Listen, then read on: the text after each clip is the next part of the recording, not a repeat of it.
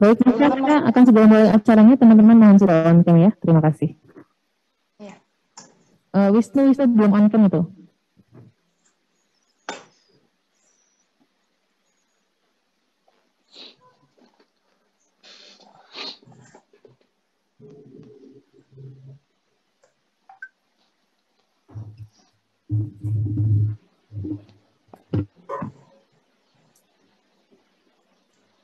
Bismillahirrahmanirrahim. Assalamualaikum warahmatullahi wabarakatuh. Waalaikumsalam. Alhamdulillah wa syukurillah wa la haula wa la quwata illa billah. Asyhadu an la ilaha illallah, asyhadu anna Muhammadan abduhu wa rasuluh. Bersyukur pada Allah Ta'ala atas nikmatnya pagi ini kita sehat, dan mudah-mudahan Allah senantiasa memberikan pada kita semua sehat sehingga kita bisa menjalankan semua aktivitas dengan baik. Yang saya hormati Bapak Rektor, kemudian Bapak Wakil Rektor, ini lengkap pada Wakil Rektor 1, 2, 3, dan 4, serta ada jajaran Biro Kemahasiswaan, juga dari wakil dekan bidang kemahasiswaan yang hadir pada pertemuan kali ini. Bahwa pertemuan kali ini adalah bermula dari perlunya ada satu komunikasi, ya, ada satu audiensi yang digagas oleh adik-adik Badan Eksekutif Mahasiswa UNSUD terkait dengan Hari Pendidikan Nasional 2021. Oleh karena itu, audiensi atau komunikasi ini kita apresiasi, kita tangkap dan kemudian kita selenggarakan pada pagi hari ini. Oleh karena itu, yang pertama kami mengucapkan terima kasih dan memberikan apresiasi yang sebesar-besarnya kepada Badan Eksekutif Mahasiswa, khususnya untuk menginisiasi kegiatan ini. Dan kemudian atas inisiasi itu dari pihak rektorat menyambut dan menanggapi, ya, dengan sepenuh hati dan dengan rasa senang dan bahagia untuk bisa berjumpa dengan adik-adik dari mahasiswa, khususnya BEM, untuk memberikan, ya, masukan-masukan terkait dengan penyelenggaraan pendidikan di UNSUD ini.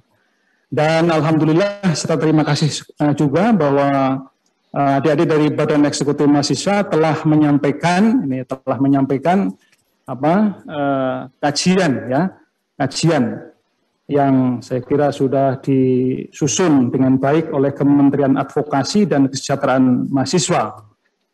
Dan dari sanalah kita sudah bisa mempelajari, kita sudah bisa membaca tentang apa yang menjadi pemikiran atau apa yang dipikirkan oleh mahasiswa, khususnya dari Badan Eksekutif Mahasiswa. Dan itulah yang nanti akan menjadi fokus dari perbincangan kita kali ini. Bapak Rektor dan juga para mahasiswa yang saya hormati, bahwa dialog atau audiensi ini sesuai dengan protokol itu adalah akan kita selenggarakan dengan kita, ya, dari pihak rektorat untuk mengatur, ya, acara dialog atau acara audiensi ini sesuai dengan ketentuan yang ada pada protokoler. Dan oleh karena itu nanti kita akan menggunakan waktu, ya, mulai sekarang sampai pukul 12. Kemudian atau bisa saja nanti ketika sudah selesai apa yang menjadi fokus dari kajian ini, maka kita pun akan mengakhirinya bisa lebih cepat.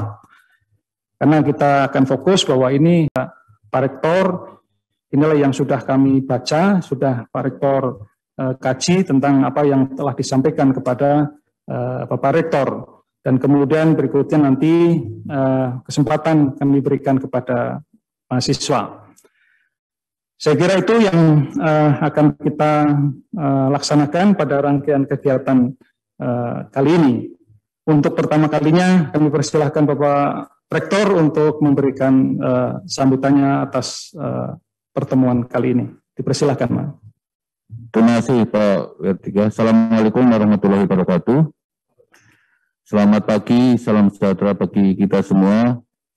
Yang saya hormati ini para wakil rektor, kemudian para dekan, para wakil dekan bidang akademik, ini semua fakultas hadir, yang offline ada, yang online, kemudian kepala biro, semuanya biro akademik, biro keuangan, dan biro perencanaan hadir semua, serta adik-adik yang saya sayangi, yang saya banggakan, ini dari BEM Universitas Jenderal Sudirman yang tergabung dalam kegiatan dialog ataupun silaturahim antara jajaran manajemen universitas dengan jajaran BEM Universitas Jenderal Sudirman. Pada kesempatan ini saya atas nama pimpinan universitas tentunya mengucapkan terima kasih dan kebanggaan yang lebih luar biasa kepada adik-adik mahasiswa ini yang telah menginisiasi atau mengajak kita untuk berdiskusi pada siang hari ini. Mohon maaf ini saya agak batuk. Dari sekalian, tentunya saudara-saudara BEM ini mengajak diskusi dengan kami tentunya adalah dilandasi oleh rasa cinta adik-adik kepada UNSUD dalam rangka untuk perbaikan institusi ke depan, dan juga saya kira juga untuk perbaikan proses pembelajaran mahasiswa UNSUD sehingga nanti lulusannya betul-betul memiliki kompetensi yang diharapkan. Beberapa hari yang lalu saya sudah menerima ini kajian dari saudara sekalian yang sudah diterima diberikan kepada saya dan sudah kami pelajari oleh tim, sehingga nanti kita diskusi tentang apa yang saudara sampaikan kepada kami. Untuk itu nanti biar menghemat waktu, saya kira nanti Pak Wertika bisa mengatur jalannya diskusi ini. Sekali lagi kami ucapkan terima kasih, dan mudah-mudahan saudara-saudara mahasiswa ini di hari libur ini, libur Idul Fitri ini, tetap menjaga protokol kesehatan. Mudah-mudahan saudara semuanya dalam keadaan sehat walafiat, selalu dalam lindungan Allah Subhanahu wa Ta'ala, dan selamat menjalankan ibadah puasa bagi saudara-saudara yang menjalankan, dan mudah-mudahan walaupun saudara berlibur, namun proses belajar saya kira harus tetap berjalan. Saya kira itu Pak Wertika, silakan acara dimulai. Nanti kita akan memberikan teman-teman informasi dari para wakil rektor dan mungkin juga dari wakil dekan 3 yang hadir. Kami persilakan. Terima kasih. Baik, jadi sebagaimana tadi juga telah ditegaskan di awal dan juga Pak Rektor bahwa dari mahasiswa telah menyampaikan kajian tertulis menyambut Hari Pendidikan Nasional 2021 kepada kami, dan telah kami baca, telah kami teliti, kami telaah, dan pada pokoknya ada beberapa hal yang ini nanti mohon untuk bisa ditanggapi. Yang pertama adalah kajian dari BEM terkait dengan layanan birokrasi. Layanan birokrasi. Jadi di kajian ini distribusi informasi khususnya dari kebijakan-kebijakan universitas ke fakultas terkait dengan kebijakan akademik, juga kebijakan-kebijakan yang lain, ya, antara lain umpamanya tentang surat keputusan rektor, ya, kebijakan yang tertuang dalam surat keputusan rektor, ya, ini dianggap telat atau masih lambat, ya, sehingga ini susah untuk diakses oleh mahasiswa. Oleh karena itu, mahasiswa menginginkan, merekomendasikan untuk adanya perbaikan kinerja birokrasi, ya, kemudian adanya koordinasi ya antar bidang ya, khususnya antara bidang akademik, bidang kemahasiswaan dan bidang keuangan, juga sistem koordinasi ya dengan Bapendik yang ada di fakultas.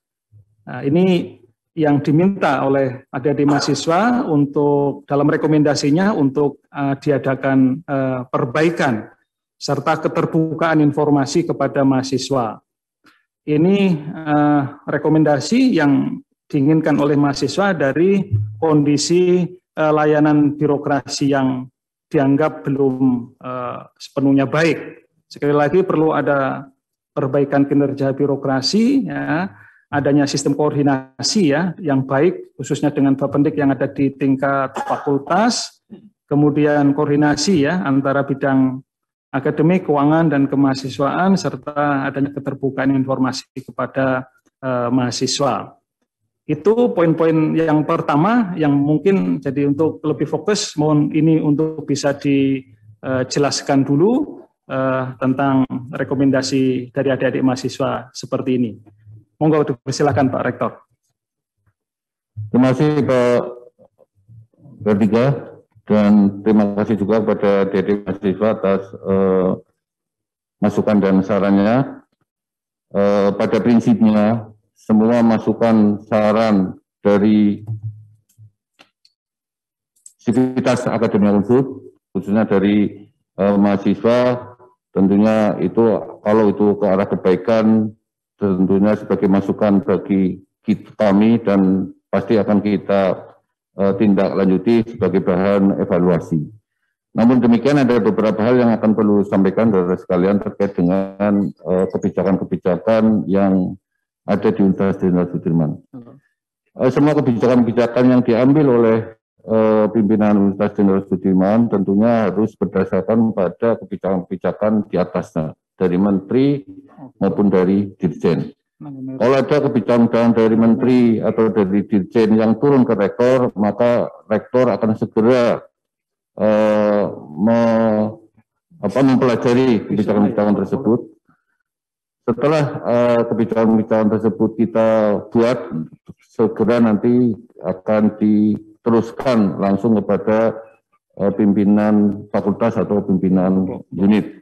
Sehingga nanti disitulah setelah sampai ke pimpinan unit, tentunya di pimpinan unit masing-masing, di fakultas masing-masing, kebijakan-kebijakan tersebut ditindaklanjuti. Terkait dengan pelayanan birokrasi, kami berusaha semaksimal mungkin, semakin ke depan semakin baik. Tentunya dengan sistem informasi ini kami membuat berbagai macam pelayanan sistem informasi berbasis informasi sehingga semua kebijakan-kebijakan maupun proses-proses akademik bisa berjalan dengan cepat dan berjalan dengan efisien. Terkait dengan keluhan-keluhan keterlambatan informasi-informasi akademik maupun yang lain itu memang pernah kami terima. Tentunya ini bagian dari introspeksi bagi jajaran pimpinan universitas maupun pimpinan fakultas untuk segera menindaklanjuti. Pada prinsipnya masukan-masukan ini akan kami tindak lanjuti, hanya kami mohon informasi dari mahasiswa ini di bagian mana, ya, di bagian mana pelayanan-pelayanan kami yang yang saudara merasakan ada hambatan, karena selama ini proses akademik, proses yang lain bisa berjalan sesuai dengan apa yang direncanakan. Jadi kami mohon mahasiswa nanti menyampaikan pada kami di bagian mana adanya keterlambatan ataupun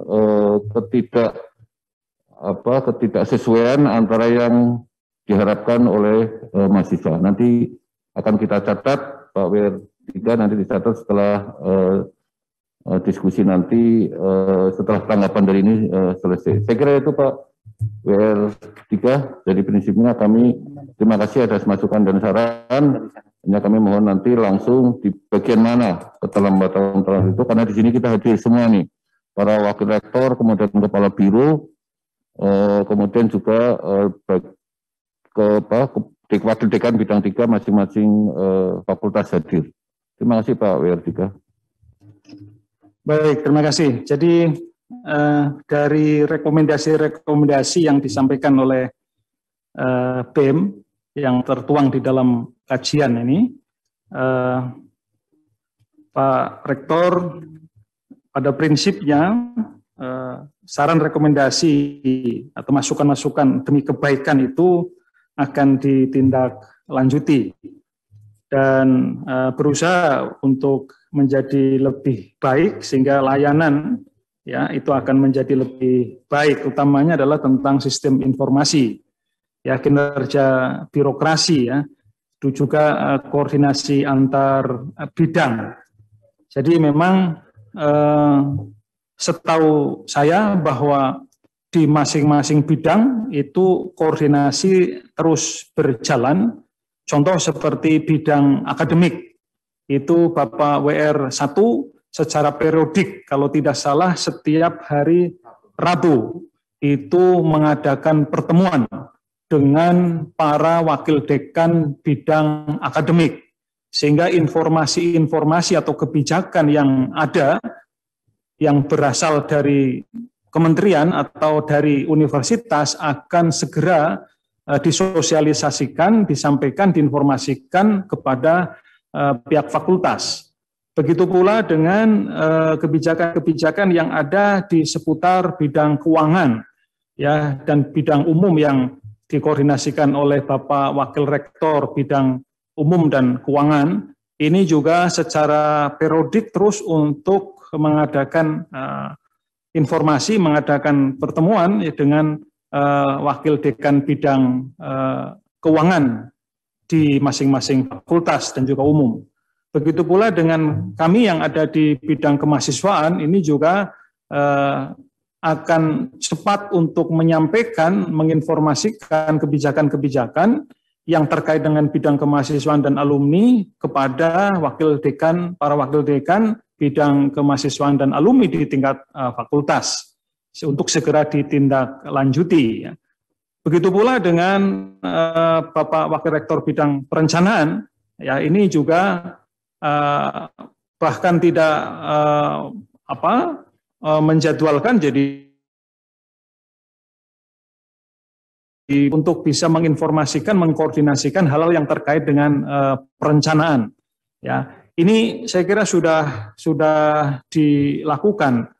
Sehingga tadi Pak Rektor mohon informasi, kira-kira keterlambatan informasi atau hambatan-hambatan yang perlu perbaikan ya kaitannya dengan sirkulasi informasi dan kebijakan universitas ke fakultas yang mana atau bidang apa atau di tempat atau di fakultas atau di prodi mana untuk bisa disampaikan kepada Pak Rektor, dengan harapan nanti untuk ada satu perbaikan, ya, ada perbaikan, ya. Jadi di fakultas ini atau di prodi ini ternyata masih seperti ini, maka langsung nanti Pak Rektor akan bisa fokus untuk mengadakan pembenahan di fakultas atau prodi tertentu itu. Jadi tolong untuk bisa fokus mahasiswa menyampaikan nanti bidang-bidang hambatan terlambatan di mana ya, di bagian apa itu. Ini juga ada Pak WR1 bidang akademik, ada WR3, ada WR2 bidang keuangan, dan juga ada bidang perencanaan. Oke, nanti pada gilirannya mahasiswa untuk bisa menyampaikan itu. Itu dulu apa langsung? Yang kedua. Baik, itu kemudian yang kedua adalah rekomendasi yang pada pokoknya berkait dengan keringanan biaya pendidikan. Terkait dengan keringanan biaya pendidikan, yaitu untuk adanya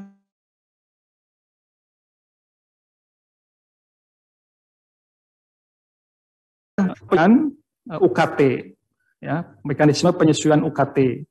Dan juga ada mekanisme untuk pengurangan atau cicilan ya dalam melunasi UKT dan juga uang pangkal. Ya. Hal ini diperlukan utamanya adalah dalam situasi pandemi COVID-19 yang berpengaruh pada kemampuan ekonomi orang tua mahasiswa. Ya. Sehingga perlu untuk ada satu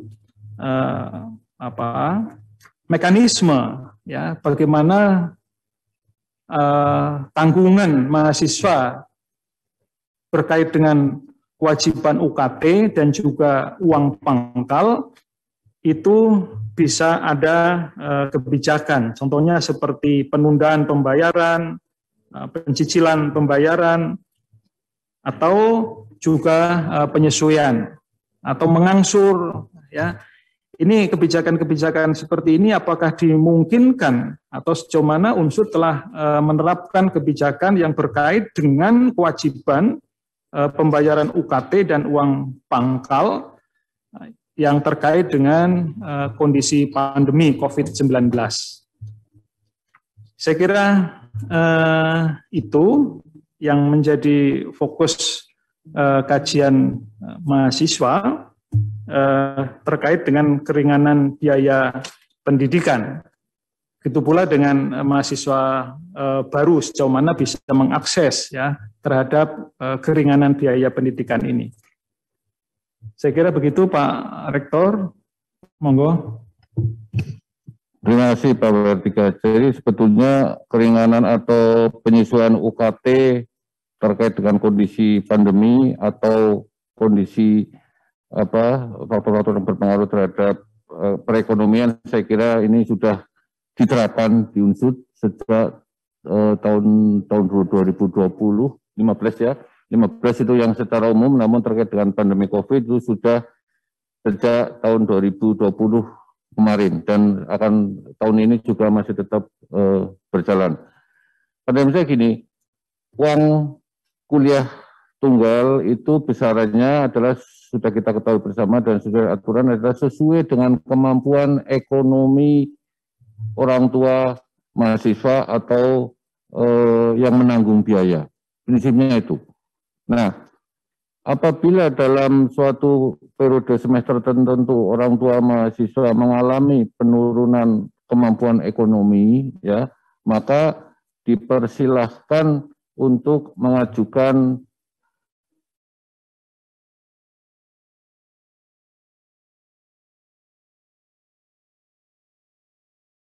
berlangsung.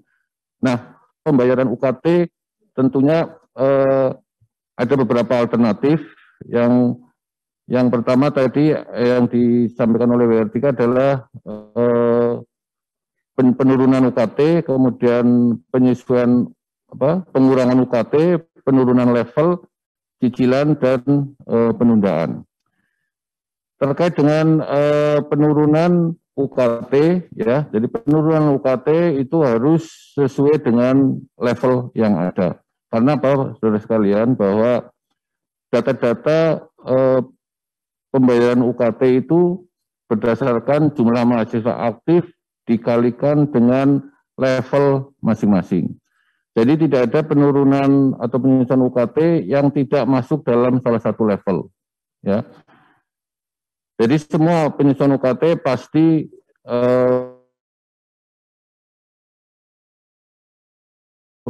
penyesuaian yang tanggung tidak masuk dalam salah satu level. Kemudian terkait dengan cicilan UKT, begini saudara sekalian, kita mengharapkan kejujuran dari mahasiswa dan orang tua dalam mengisi pendapatan, ya, mengisi pendapatan. Jadi kalau pada waktu mengisi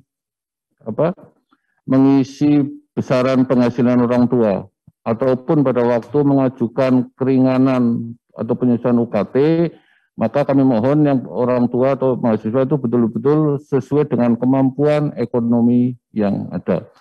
Jangan sampai mahasiswa tersebut mengisi tidak sesuai, karena ini nanti akan ada sanksi yang kami berikan. Kalau mengisinya dari kenyataan penghasilan, tentunya nanti akan ada sanksi yang kami berikan. Demikian juga sebaliknya. Jadi prinsipnya penyesuaian UKT sudah dilakukan dan sudah berjalan selama ini, dan semester ini juga sudah berjalan. Terkait dengan berapa besar penyesuaian UKT yang sudah diberikan kepada mahasiswa, nanti mungkin WR2 bisa menambahkan, kemudian berapa jumlah mahasiswa yang sudah diberi penyesuaian UKT, mungkin nanti bisa WR1 atau bidang akademik bisa menyampaikan berapa jumlahnya. Jadi prinsipnya mahasiswa yang mengalami kesulitan ekonomi atau penurunan kemampuan ekonomi, kemudian mengajukan keringanan, pasti akan ditindaklanjuti. Saya kira itu Pak WR3. Mungkin WR2 bisa menambahkan berapa besaran penyesuaian UKT, keringanan UKT yang telah diberikan kepada mahasiswa selama ini. Terima kasih Pak Rektor. Assalamualaikum warahmatullahi wabarakatuh. Menyambung apa yang disampaikan dengan Pak Rektor, bahwa 2 bulan yang lalu pun kami juga bertemu dengan teman-teman BEM terkait dengan pengurangan UKT. Jadi informasi itu ternyata ada kendala, ya. Tapi kendalanya rupanya kurang update. Sehingga yang terjadi kemarin akhirnya tim keuangan memperpanjang, ya Bu Maya, memperpanjang. Silahkan yang belum mengajukan keringanan. Nah, karena semua itu juga harus ada batas waktunya, kan itu. Karena ini terkait dengan audit yang dilakukan oleh BPK. Jadi terkait dengan pengurangan, kami betul-betul fleksibel luas, tapi dengan batas dan ketentuan yang sudah ditentukan oleh lembaga. Para mahasiswa sekalian, kita memang menganut model penyesuaian UKT, bukan cicilan. Karena kalau cicilan, kita sudah pernah 2018, piutangnya itu banyak sekali. Hampir 19 M yang merupakan di piutang mahasiswa. Ini merupakan kesulitan. Oleh karena itu, kebijakan Bapak Rektor yang sekarang, ya penyesuaian UKT, keringanan UKT. Nah, itu yang dilakukan. Jadi, kita menganut asas kepastian dari angka yang diperoleh. Karena jangan sampai kalau kita ada pemeriksaan antara jumlah mahasiswa dengan jumlah masukan UKT tidak sama. Nah, ini merupakan pekerjaan yang sangat rumit dan merupakan penagihan-penagihan yang memerlukan waktu yang lama dan membutuhkan energi tersendiri. Para mahasiswa sekalian, terkait juga dengan tadi saya baca catnya itu untuk mahasiswa baru. Sebetulnya mahasiswa baru yang mana? Mahasiswa baru yang akan masuk atau mahasiswa baru yang sekarang ini ada? Nah, gitu loh. Atau angkatan 2020. Kalau yang baru masuk nanti kan itu. Nanti. Mudah-mudahan mahasiswa baru besok malah tidak ada yang mengajukan, kan gitu kan.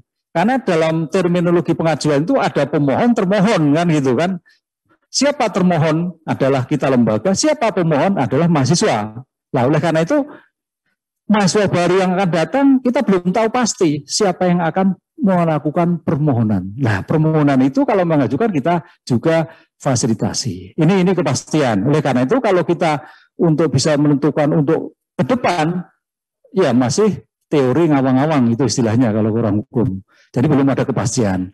Insya Allah masalah pengurangan, masalah penyesuaian, kalau mahasiswa telusur ke belakang, sebelum kementerian melakukan aturan pun kita sudah menyesuaikan aturan-aturan itu. Jadi saya kira kebijakan UNSUD sangat responsif sekali terhadap permasalahan-permasalahan mahasiswa.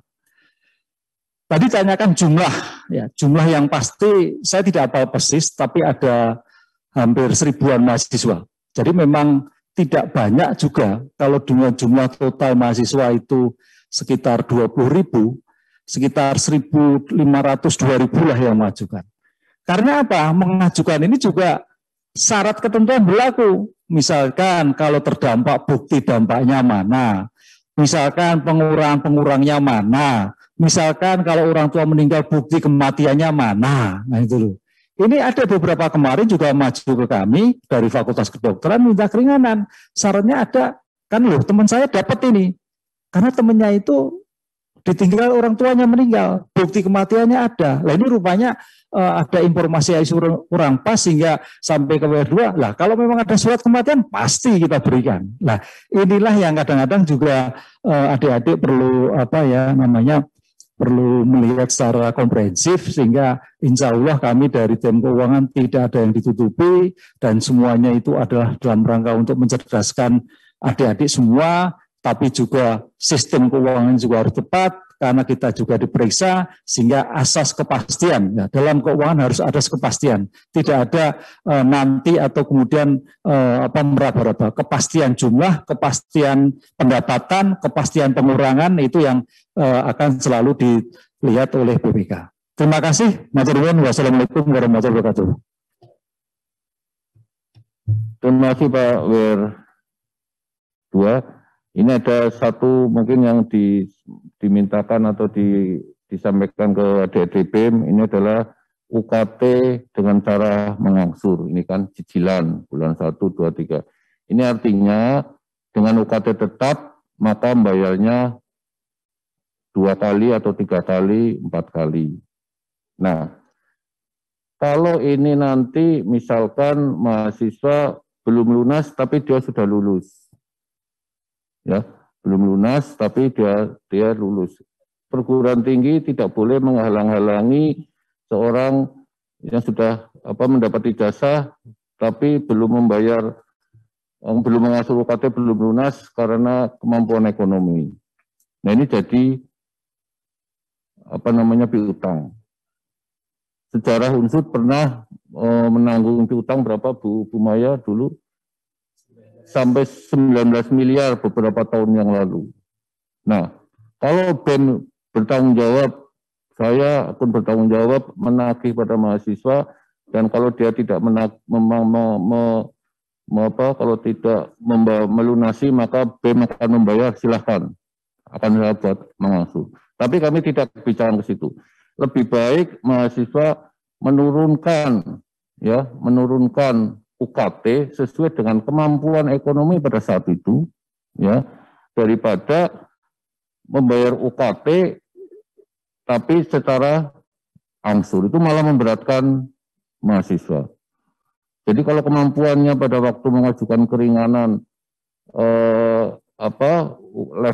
kemampuannya level tadinya level 4 kemudian turun menjadi level 3, itu lebih baik daripada saudara level 4 tapi membayar secara angsuran. Saya kira itu Pak Vertika, karena kalau membayar angsuran ini akan menyulitkan semuanya. Demikian. Oke, terima kasih Pak Rektor. Ada yang ingin menambahi? Monggo Pak WR 1. Terima kasih Pak Kuan, adik-adik mahasiswa yang kami hormati. Sekedar menambahkan informasi dari Pak Rektor dan barangkali ini dimohon juga dibantu oleh ada mahasiswa bahwa ada program yang berkaitan dengan Indonesia Pintar. Mungkin adik-adik juga sudah paham, tapi ini perlu bantuan untuk mensosialisasikan. Adik-adik itu ada 2 program, yang pertama adalah Kartu Indonesia Pintar, yang kedua adalah program bantuan UKT. Syukur alhamdulillah untuk tahun kemarin ini jumlahnya relatif banyak, yaitu sampai 1.245. Nah ini barangkali untuk adik-adik calon mahasiswa maupun juga nanti yang ongoing memang betul-betul kesulitan, saya kira nanti bisa berkomunikasi untuk memanfaatkan Kartu Indonesia Pintar ataupun juga pengurangan UKT yang berasal dari KIP. Barangkali itu Pak Kuat, matur nuwun. Baik, terima kasih Pak WR1.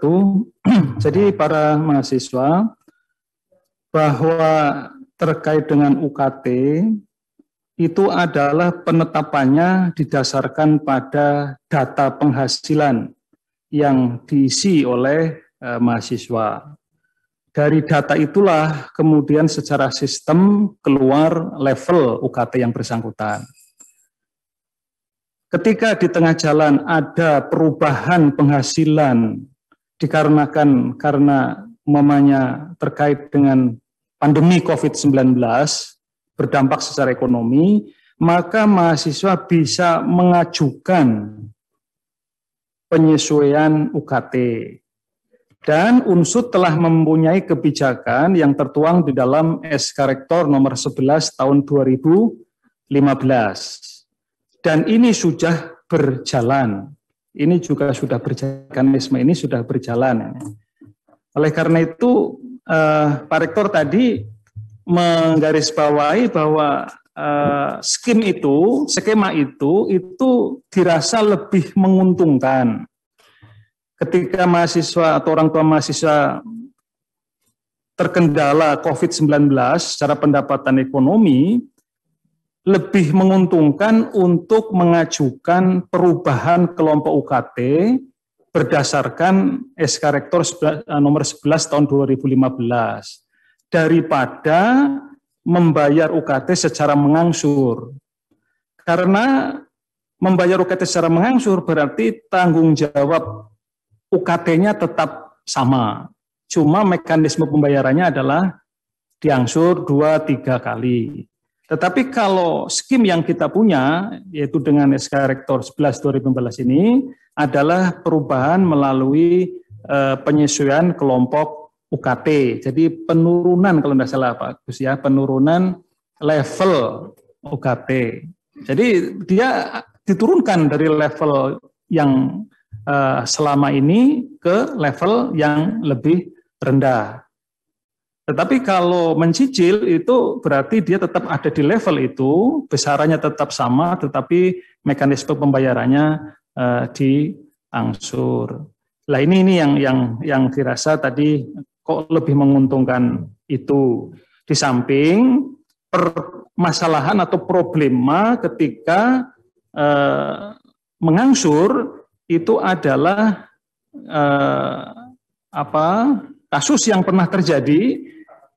Itu ada piutang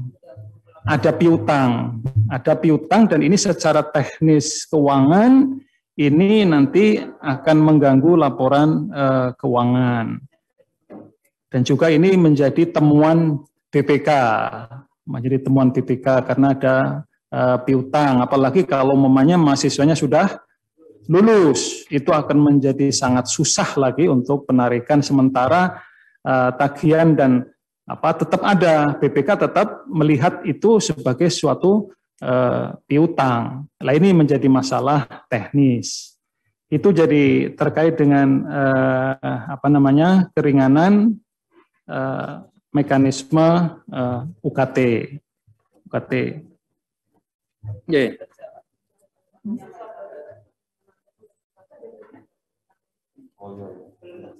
Oke, monggo Pak Rektor. Terkait dengan mahasiswa baru kan begini, mahasiswa baru yang diterima di UNSUD itu kan mereka diminta untuk mengisi penghasilan orang tua sejujur mungkin, ya, sejujur mungkin. Kalau penghasilannya tinggi, ditulis tinggi, penghasilannya rendah, tentunya itu harus dibuktikan dengan data-data yang otentik. Kalau pada waktu mengisi pada waktu mahasiswa mendaftar ulang, kemudian melampirkan penghasilan, kemudian terus meminta keringanan, itu artinya mahasiswa tersebut tidak jujur dalam mengisi di sistem terkait dengan penghasilan orang tua, ya. Itu berarti tidak jujur dalam mengisi penghasilan orang tua. Karena di sini ada kejujuran, ada dua. Yang merasa orang tuanya mampu, kemudian mengisinya direndahkan, atau sebetulnya tidak mampu tapi menulis tinggi. Ini sama-sama tidak jujur. Nah, kalau mahasiswa baru basis penentuan UKT adalah pada waktu yang bersangkutan mengisi daftar penghasilan orang tua. Begitu diterima penghasilan orang tua sudah terdata, kemudian sistem kok minta keringanan, itu artinya dia tidak jujur dalam mengisi, ya, tidak mengisi. Dan dari data yang saudara masukkan di sini, ada beberapa mahasiswa yang keberatan dengan UKT mereka berdasarkan fakultas. Ini datanya. Saya kira tidak masalah ini karena datanya yang sebagian besar itu merasa tidak keberatan. Misalnya ini Fakultas Pertanian SBMPT 18,7, Mandiri 41. Artinya apa? Bahwa yang mahasiswa baru yang meminta keringanan berarti pada waktu mengisi dia tidak jujur penghasilan orang tuanya. Nah, nanti setelah dia kuliah di UNSUD, ya 1 semester atau 2 semester berikutnya, kemudian mengalami penurunan penghasilan orang tua, silakan mengajukan keringanan. Begitu Pak Vertika. Oke.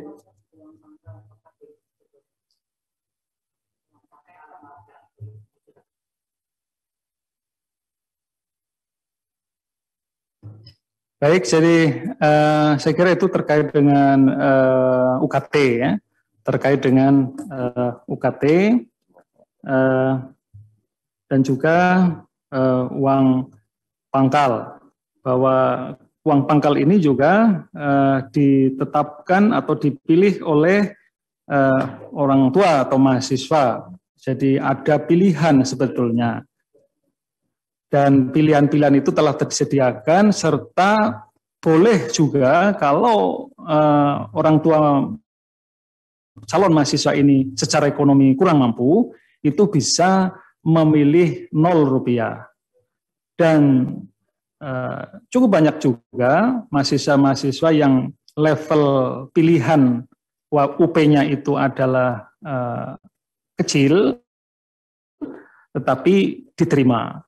Karena memang di dalam peraturan rektor tentang penerimaan mahasiswa baru jalur mandiri, bahwa UP atau uang pangkal ini tidak menjadi faktor penentu dalam penerimaan mahasiswa baru.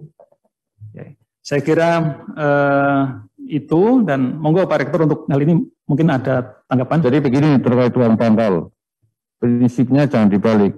Uang pangkal ini adalah prinsipnya ketika anaknya diterima atau calon mahasiswa diterima UNSUD, maka orang tuanya sesuai dengan kemampuannya akan menyumbang UNSUD dalam bentuk uang pangkal atau sekarang SPI. Jadi kalau diterima dia akan menyumbang, jangan dibalik, ya, dengan menyumbang ini dengan harapan diterima, ya, jangan kebalik. Kalau anak saya diterima di UNSUD, saya akan menyumbang sesuai dengan kemampuan saya. Besarnya silahkan mengisi di kelompok masing-masing, ya, jangan dibalik.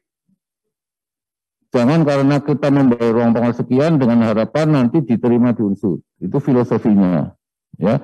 Nah, penggunaan uang pangkal sudah jelas, nanti bisa tanya kepada para wakil dekan dan sebagainya, bahwa semua uang pangkal yang didapat di UNSUD adalah dikembalikan lagi kepada mahasiswa untuk apa? Untuk peningkatan proses pendidikan mahasiswa dan kegiatan kemahasiswaan.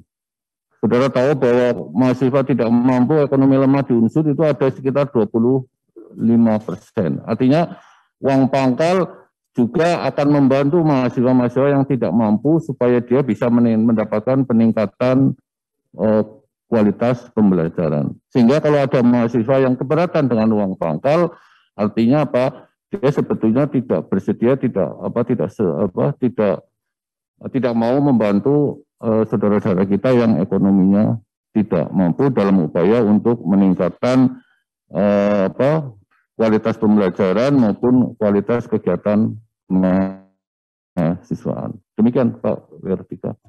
Baik, terima kasih Pak Rektor. Jadi ini diingatkan bahwa filosofi UP tuang pangkal itu adalah kalau nanti diterima, maka orang tua atau mahasiswa itu akan menyumbang, memberikan uang pangkal kepada unsur, kepada institusi sekian. Jadi bukan dibalik filosofinya, dengan menyumbang sekian, harapannya agar diterima.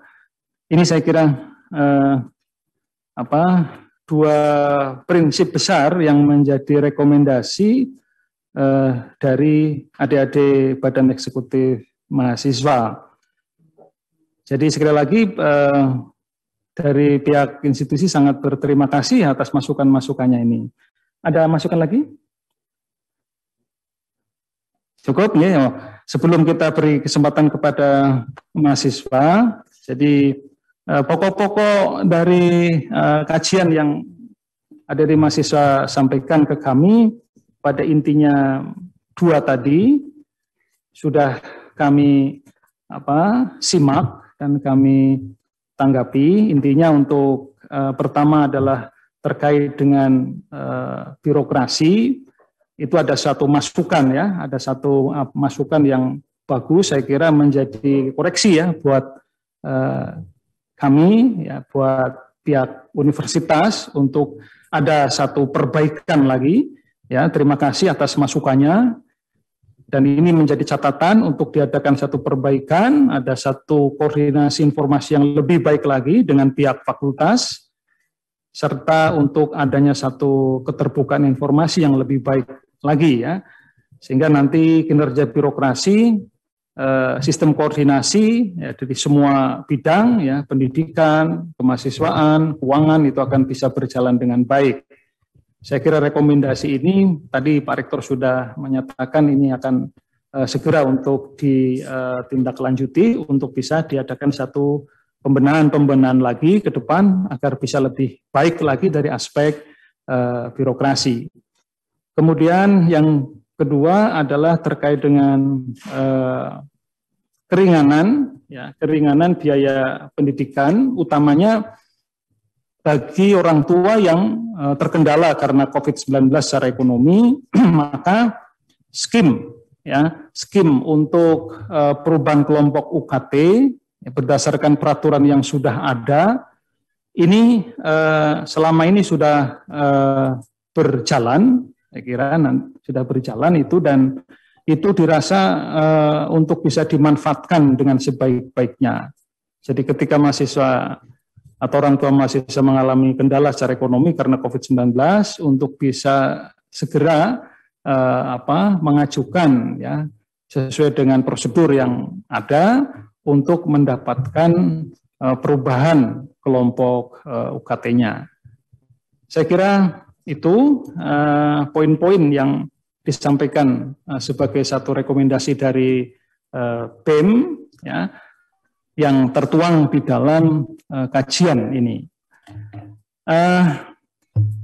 Selanjutnya kami berikan ya, kesempatan kepada mahasiswa, ya, utamanya tadi yang ditanyakan oleh Pak Rektor, ya, jadi di bagian mana ya masih ada hambatan, atau di bagian atau di unit atau fakultas mana yang komunikasi itu masih susah ya, itu untuk bisa disampaikan dengan tujuan untuk ada satu perbaikan. Itu, dan kami beri kesempatan untuk berbicara mahasiswa. Silahkan untuk bisa menyampaikan secara singkat ya dan fokus ya apa yang menjadi masukannya ya, dan bisa disampaikan dengan cara-cara yang santun tentunya. Saya persilahkan.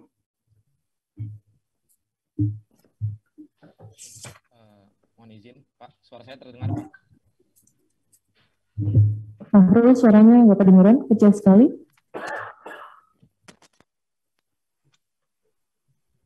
Sudah terdengar jelas, Bu? Oke, sudah. Oke, baik. Terima kasih atas kesempatannya. Bismillahirrahmanirrahim. Assalamualaikum warahmatullahi wabarakatuh. Waalaikumsalam.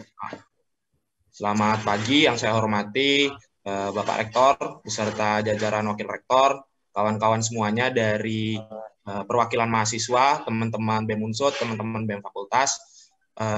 Langsung saja Pak, mengingat tadi sudah disampaikan pula dan juga dari tanggal 4 dari kami sudah mengirimkan atau memberikan kajiannya secara langsung, dan harapan dari dialog ini sendiri bukan hanya sekedar rekomendasi kami didengar, aspirasi kami didengar, dipertimbangkan, tapi juga bagaimana akhirnya ada kesepakatan antara mahasiswa dan juga pihak rektorat terhadap tuntutan, terhadap rekomendasi yang kami ajukan. Kemudian saya rasa kami dari mahasiswa tidak perlu menjelaskan panjang lebar lagi, karena tadi sudah diterima kajiannya, sudah ditanggapi juga. Nah, tapi saya rasa kita bisa langsung kepada penyepakatan apakah yang diajukan oleh pihak mahasiswa itu bisa diterima oleh pihak rektorat untuk akhirnya nanti bisa diimplementasikan sebagai suatu kebijakan. Gitu. Nah, mungkin nanti selebihnya teman-teman bisa memberikan tanggapan ya, khususnya yang reformasi birokrasi tadi. Kayak gitu. Nah, saya izin menanggapi sedikit Pak, atau langsung to the point pada permasalahan keringanan UKT untuk mahasiswa baru. Tadi kan yang lebih banyak disinggung adalah keringanan UKT untuk mahasiswa yang sudah semester 2 ke atas, seperti itu. Nah, yang ingin saya pertanyakan tegas saja, berarti poinnya mahasiswa yang baru itu bisa, mahasiswa yang baru masuk bisa mengajukan keringanan UKT atau tidak, gitu. Nah, kalau tadi persoalannya adalah kejujuran, saya rasa tidak bisa di generalisir bahwa ketika ada ketidaksesuaian mahasiswa itu tidak jujur, gitu. Saya rasa kita juga bisa memberikan kepercayaan kepada mahasiswa. Gitu. Nah, tapi ketika sudah mengisi dengan jujur, kemudian nominal yang diterima itu tidak sesuai dengan kemampuan ekonominya, apakah itu di situ tidak ada keringanan lagi yang bisa diberikan? Gitu. Makanya yang kami harapkan di sini adalah ada keringanan gitu untuk mahasiswa baru, bukan hanya mahasiswa semester berjalan atau semester 2 sampai ke atasnya gitu. Nah, kalau tadi bilang mahasiswa bisa mengajukan penyesuaian UKT termasuk untuk mahasiswa baru, nah selama ini mekanismenya belum ada gitu. Nah, makanya yang kami harapkan adalah mekanismenya ada dan benar mahasiswa baru itu ketika tidak bisa membayarkan UKT-nya sesuai dengan nominal yang diterima itu bisa mendapatkan penyesuaian atau keringanan. Gitu. Nah, kemudian nanti kan dicek di sistem ya Pak. Jadi saya rasa ketika memang mahasiswa merasa tidak mampu gitu atau belum bisa membayar nominal UKT yang ditentukan dan diadakan mekanisme keringanan, nanti dicek oleh sistem. Nah, saya rasa biarlah nanti sistem yang meng-cross check dan juga dari pihak universitas kayak gitu. Apakah benar mahasiswa ini tidak mampu? Yang penting ada mekanismenya terlebih dahulu kayak gitu. Karena selama ini mekanismenya nggak ada. Jadi mahasiswa nggak bisa mengajukan. Nah, itu yang soal UKT. Kemudian yang soal uang pangkal yang ingin saya tanggapi adalah uang pangkal ini nominalnya besar, Pak. Memang bisa diisi 0 rupiah, tapi ya seperti itu. Kalau bisa mengisi 0 rupiah, ya memang kayak gitu. Tapi pada faktanya pola pikir yang terbentuk adalah dengan nominal yang grade-nya semakin besar, artinya itu bisa mempengaruhi kelulusan masuk Universitas Jenderal Sudirman. Kayak gitu. Nah, makanya kami di sini mengharapkan adanya kebijakan bahwa uang pangkal ini juga bisa diajukan keringanan seperti itu. Oke, kalau misalnya tidak diperbolehkan untuk mencicil, setidaknya ada keringanan lah untuk 1 semester ataupun ketentuan lainnya seperti itu. Nah, kalau memang dari pihak universitas tidak menginginkan adanya pencicilan kayak gitu. Nah, berarti konsekuensi yang harus diambil bagi saya adalah keringanan kayak gitu. Karena mungkin mencicil nanti bakal jadi hutang dan lain sebagainya. Seperti itu. Nah, mungkin bisa ditambahkan oleh teman-teman mahasiswa yang lain, tapi sekali lagi saya ingin disclaimer lagi bahwa yang ingin kami tekankan di sini adalah penyepakatan. Apakah yang kami ajukan ini, kajian, kemudian tuntutan, rekomendasi ini bisa disepakati atau tidak. Seperti itu. Mungkin silakan dari teman-teman yang lain dari BEM Fakultas, tim kajian, ada yang mau menambahkan? Atau tadi menanggapi yang soal reformasi birokrasi, dipersilakan.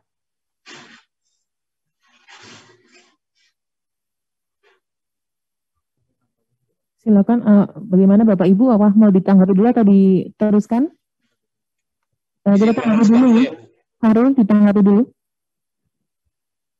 Boleh diteruskan dulu, Bu.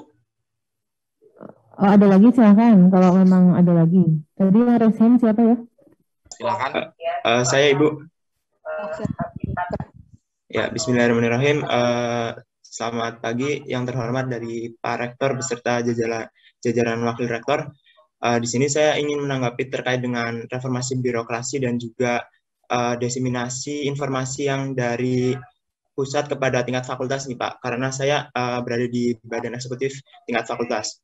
Jadi gini Pak, ada suatu SK di mana terkait dengan penyebaran itu sudah ditandatangani dari rektor sendiri, ditandatangani 4 Januari, tetapi kita mendapatkan SK tersebut di tanggal 26 Februari. Nah itu yang menurut saya kenapa keterlambatan ataupun harus adanya reformasi birokrasi di situ Pak. Kemudian selanjutnya terkait dengan uang kuliah tunggal. Terkait dengan uang kuliah tunggal, saya pernah mendapati dari mahasiswa baru, di mana mahasiswa baru ini mengalami salah dalam penginputan uang kuliah tunggal, di mana uang penghasilan orang tua. Mohon maaf, karena penghasilan orang tua 1 juta, tetapi dari mahasiswa ini malah nolnya kelebihan. Jadi dari mahasiswa tersebut mendapatkan uang kuliah tinggalnya itu jadi level yang tertinggi gitu Pak.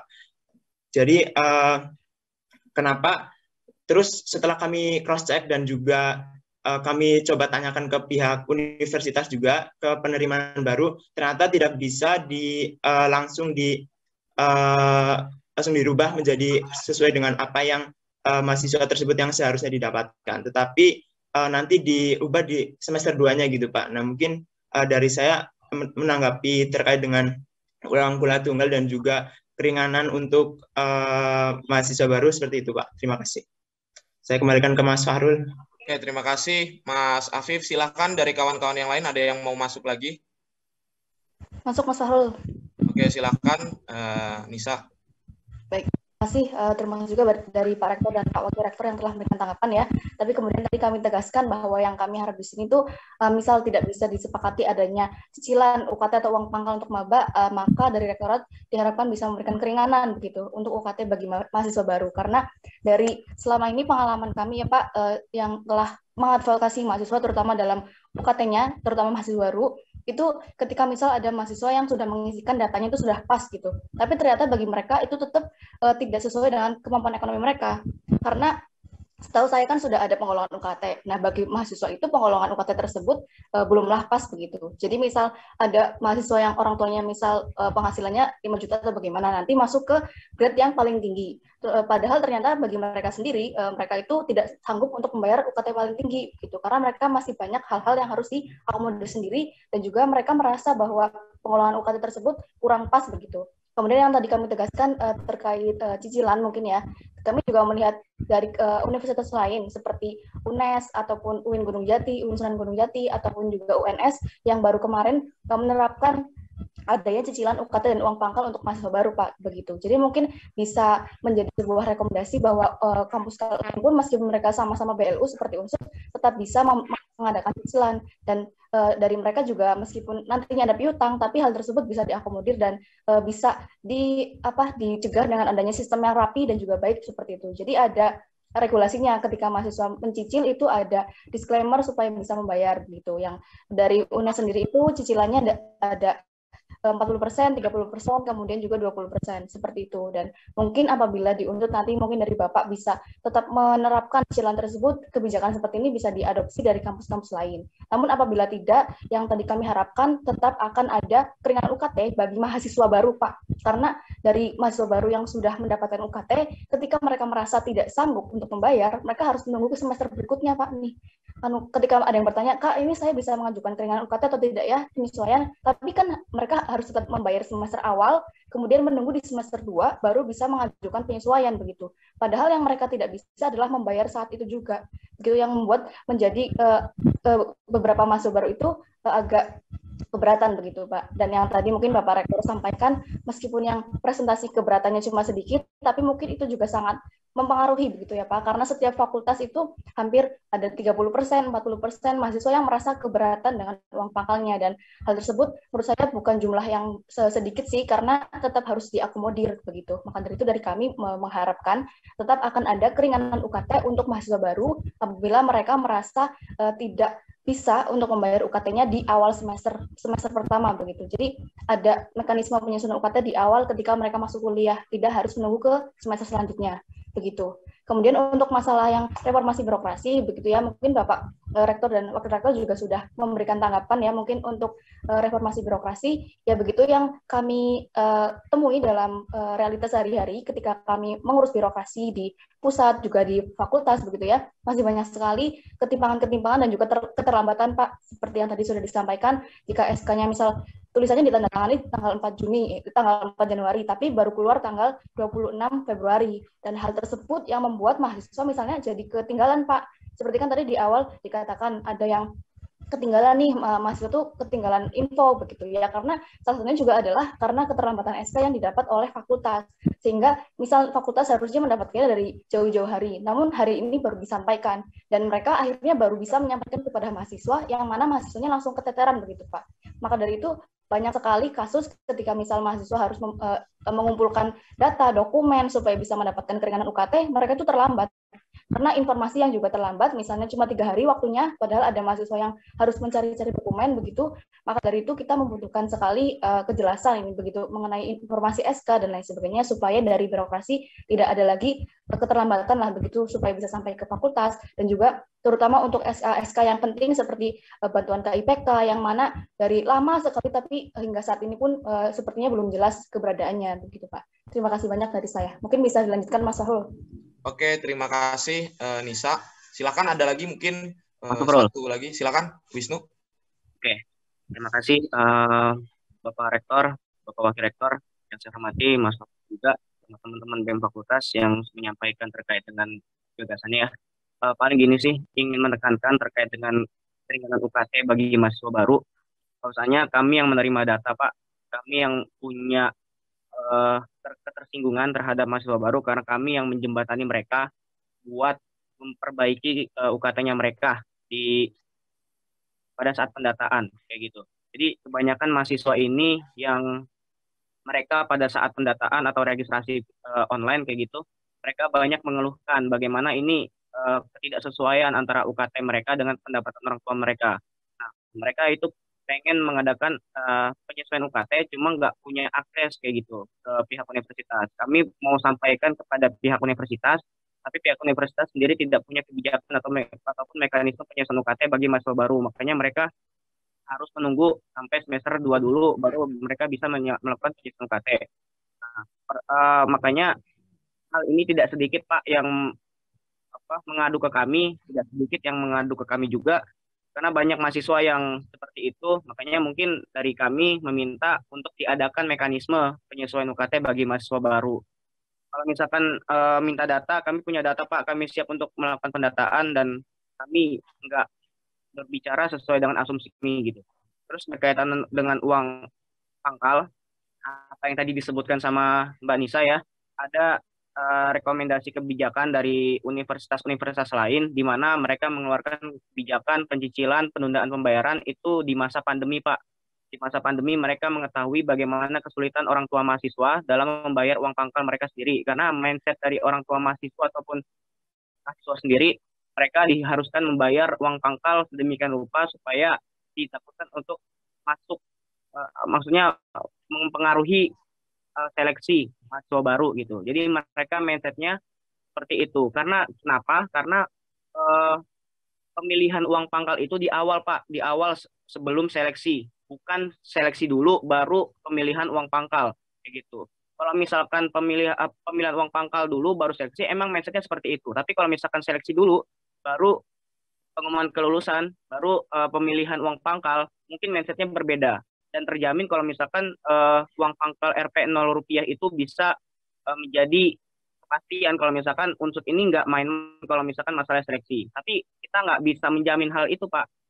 kita nggak bisa menjamin kalau misalkan uang pangkal dulu yang dipilih, baru ada seleksi, baru ada pengumuman kelulusan. Kita nggak bisa menjamin kalau misalkan unsur bagaimana caranya mereka bisa memastikan keyakinan kita, misalnya unsur ini tidak main-main dalam seleksi pengumuman kayak gitu. Mungkin tambahnya kayak gitu, Rul. Terima kasih. Oke, terima kasih. Ada lagi atau dirasa cukup dari teman-teman? Masuk, Mas Fahrul. Oh, Putra. Silakan, Putra. Ya, terima kasih atas waktunya. Izin menyampaikan sedikit mengenai permasalahan-permasalahan yang sudah disampaikan ya oleh teman-teman mahasiswa. Saya berkaca lagi mengenai persoalan kemarin mengenai pemotongan UKT bagi mahasiswa akhir ya. Kalau yang kita ketahui kemarin pengajuannya mahasiswa akhir itu pemotongannya sangat informasi sangat telat dan banyak syarat-syarat yang membuat teman-teman mahasiswa akhir itu malah tidak mendapat haknya gitu. Kalau aku pikir lagi, kan di Unsur sendiri memiliki sistem yang terintegritas ya dari semua fakultas dan mempunyai data, biodata dari semua mahasiswa ya. Seharusnya kalau birokrasi itu memiliki kinerja yang efektif dan efisien itu tidak perlu dilemparkan surat permohonan karena dia memiliki data semua mahasiswa akhir yang sudah memiliki haknya untuk pemotongan UKT. Harusnya birokrasi sudah mengambil kebijakan sendiri ketika mahasiswa akhir itu harus langsung terpotong tanpa harus adanya pengajuan karena itu hak dari mahasiswanya gitu. Itu yang contoh pertama kasus birokrasi di Unsur itu masih kurang efektif dan efisien ya, masih berbelit-belit menggunakan sistem online dan masih memakaikan sistem lama ya, sistem konservatif gitu. Yang kita terus selanjutnya mengenai UKT, mengenai uang pangkal ya, yang saya ketahui sendiri, poin yang 0% itu sangat jarang didengar oleh teman-teman mahasiswa baru ya, khususnya buat saya sendiri, khususnya pengalaman gitu. Untuk uang 0% itu sangat jarang didengar gitu. Mungkin dari mungkin dari bapak-bapak rektorat atau semua pegawai birokrasi bisa mensosialisasikan itu ke seluruh mahasiswa baru kalau UKT itu bisa diisi dengan 0% loh, dan para jajaran rektorat tuh bisa menjamin kalau 0% tuh bisa tidak mengganggu kelulusan teman-teman yang ingin mendaftar di mahasiswa Unsur, sehingga rasa kejaminan itu merubah stereotip orang-orang yang dia tidak mampu tapi ingin masuk ke Unsur gitu. Jadi bisa mengisi dengan data UKT 0% gitu. Terima kasih. Tidak cuma Pak. Oke, baik. Terima kasih dari Putra. Saya rasa cukup ya dari teman-teman mahasiswa. Nah, tadi sudah dipaparkan lebih lanjut, Pak, penjelasan atas tuntutan, rekomendasi yang kami ajukan.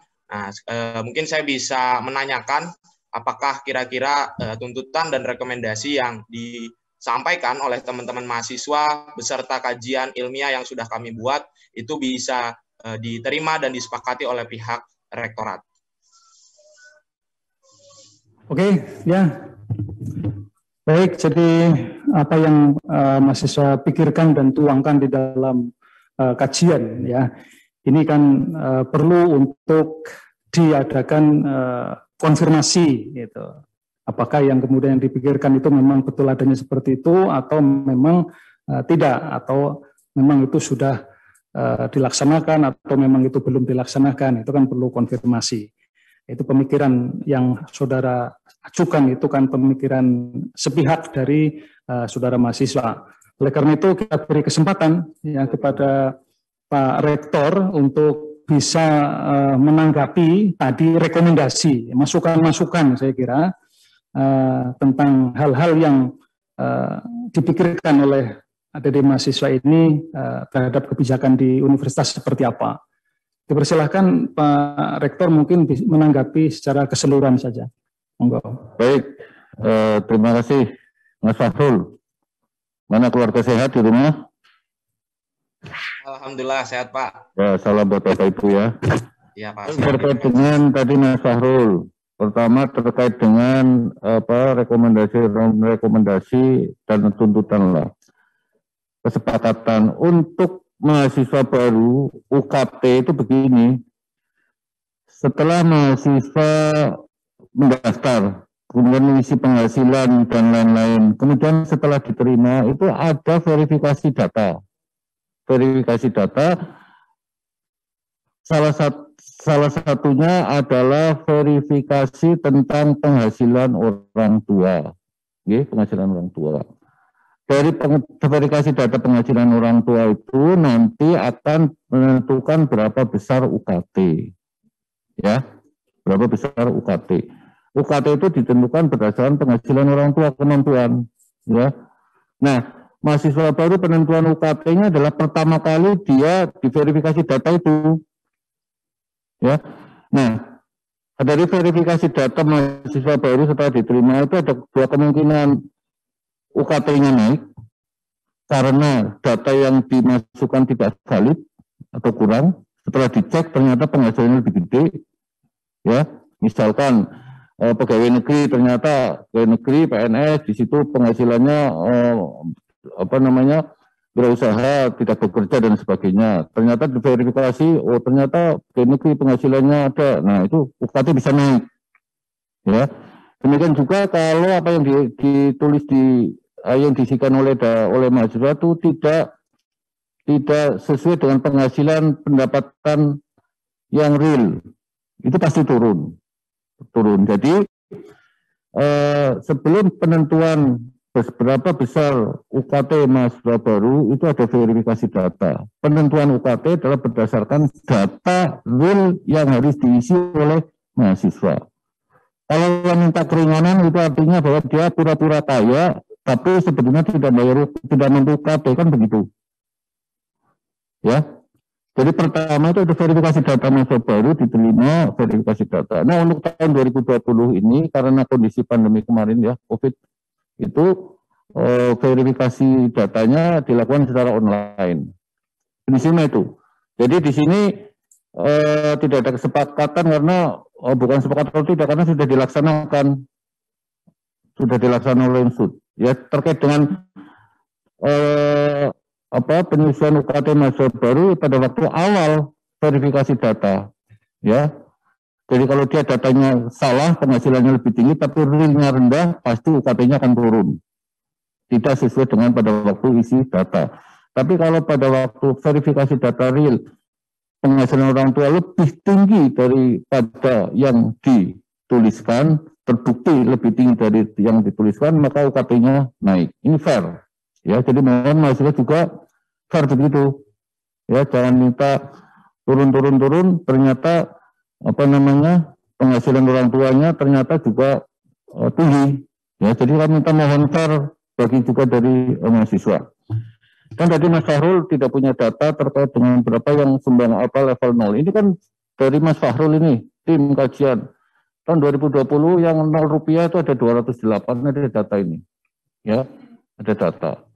Nah, kemudian membandingkan dengan UKT universitas lain. UKT universitas lain itu besarannya adalah fix, ya. Tidak ada angka kosong, tidak ada mengisi kosong. Itu fix. Di Unsud itu boleh kosong, 0. Silakan kalau memang tidak mampu, jangan pura-pura kaya supaya diterima. Unsud tidak mau begitu. Kalau memang tidak mampu, ya mengisi 0. Kalau dia akademiknya bagus, pasti diterima. Buktinya ini ada data dari mahasiswa sendiri ini. Ada 208 yang 0. Ya, 0. Ini bukan hanya fakultas kedokteran gigi itu banyak yang diterima yang isinya 0. Jadi tidak masalah. Ya, sekali lagi saya minta mahasiswa juga menyadarkan kepada saudara-saudara semua yang ingin daftar ke Unsud, begitu kan? Ya, yang daftar ke Unsud, silahkan mengisi UKT, mengisi penghasilan real sesuai dengan kemampuan pada waktu itu dan mengisi SPI sesuai dengan kemampuannya. Kemudian dari Afif tadi sudah saya kira uang pangkal saya kira sama. Ini hanya ada dua ini intinya, uang pangkal dengan UKT keringanan mahasiswa baru. Ya, jadi tidak ada istilah keringanan uang mahasiswa baru. Mahasiswa baru pembelakan UKT-nya adalah berapa penghasilan real pada waktu verifikasi data sebelum dia mendaftar ulang. Ya, jadi sebelum terkait dengan reformasi birokrasi, saya minta ditunjukkan tadi di mana sih tadi real. Jadi jangan bilang mahasiswa terlambat, tingkat akhir terlambat dan sebagainya. Buktinya yang dapat banyak, ya, yang dapat keringanan banyak. Jangan hanya saudara mendapat informasi dari mahasiswa yang yang terlambat, kurang update, ya. Saya juga fair juga. Kenapa Anda terlambat? Anda harus tanya, kenapa Anda terlambat? Harus tanya. Tidak dapat informasi. Padahal teman yang lain dapat informasi, ya. Jadi jangan disalahkan kepada birokrasi. Mahasiswa juga kalau yang terlambat ditanya, ya. Saya minta informasi tadi yang mengatakan Mas Putra, ya. Kenapa yang bersangkutan terlambat sehingga tidak bisa mendapatkan yang keringanan, sementara yang lain dapat. Coba saya minta jawaban sekarang, Mas Putra. Kemudian terkait dengan real, mahasiswa akhir otomatis dapat keringanan begini. Tidak semua mahasiswa akhir mendapat keringanan, karena aturannya, ya, di peraturan menteri itu yang maksimal mengambil 6 SKS. Di kita untuk fakultas tertentu jadi 9. Tidak semua mahasiswa akhir mengambil 6 atau 9, ada juga yang mengambil 20 SKS, mengulang dan sebagainya. Kan begitu. Ya. Jadi mohonlah mahasiswa juga fair. Kalau ada hal seperti itu ditanya dulu mahasiswa kenapa telat, kenapa terjadi seperti ini. Terkait kemarin misalkan tentang terkait dengan pembayaran uang KIP kuliah, UKT, ya, peringanan UKT, pembebasan UKT, ya. Kami verifikasi nomor rekening mahasiswa.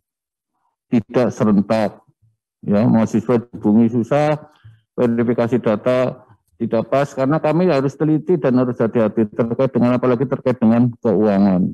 Kalau salah masuk, ya, itu tentunya nanti akan berdampak pada pengelola keuangan.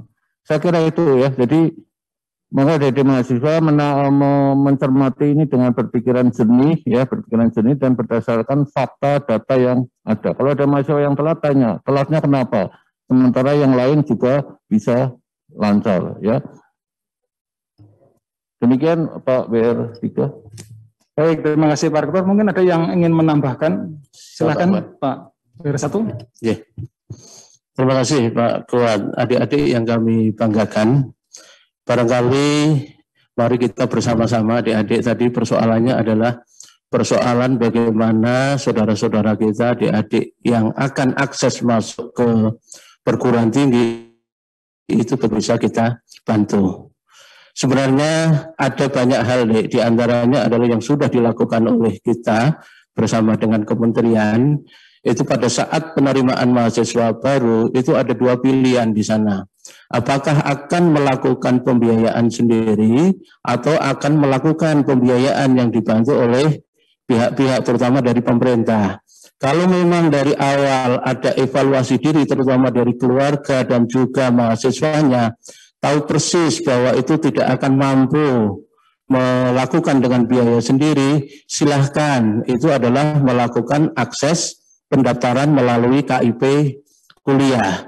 Ini sangat membantu sekali adik-adik, bahwa dengan KIP kuliah yang tadi barangkali polemik, kemudian saat registrasi minta keringan, kalau dari awal sudah bisa memperkirakan tidak mampu, saya kira silahkan langsung mendaftar sebagai peserta KIP kuliah. Mudah-mudahan begitu masuk di Unsud nanti akan diverifikasi.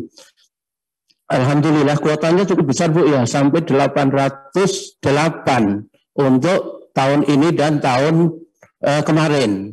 Nah ini sangat sederhana sebenarnya, dan kami sudah mensosialisasikan kepada adik-adik calon peserta di tahun ini dan juga dari kementerian langsung melalui portal KIP Kuliah. Sehingga saat mendaftar menjadi mahasiswa di negeri maupun di swasta, sehingga tidak ada persoalan. Bagi yang tidak mampu akan dibiayai. Mulai dari pendaftaran, itu juga tidak dipungut biaya. UKT-nya nanti dibebaskan sesuai dengan jumlah UKT di masing-masing program studi. Yang menarik lagi adalah ada bantuan adik-adik, yaitu insentif tiap bulan sampai dengan 4.200 per semester. Barangkali ke depan ini akan dinaikkan sesuai dengan klaster indeks masing-masing daerah. Barangkali ini mohon bersama-sama kita sampaikan kepada adik-adik peserta sehingga nanti kedatangannya ke Unsud pada saat registrasi malah menjadi persoalan bagi kita semua, terutama bagi adik-adik.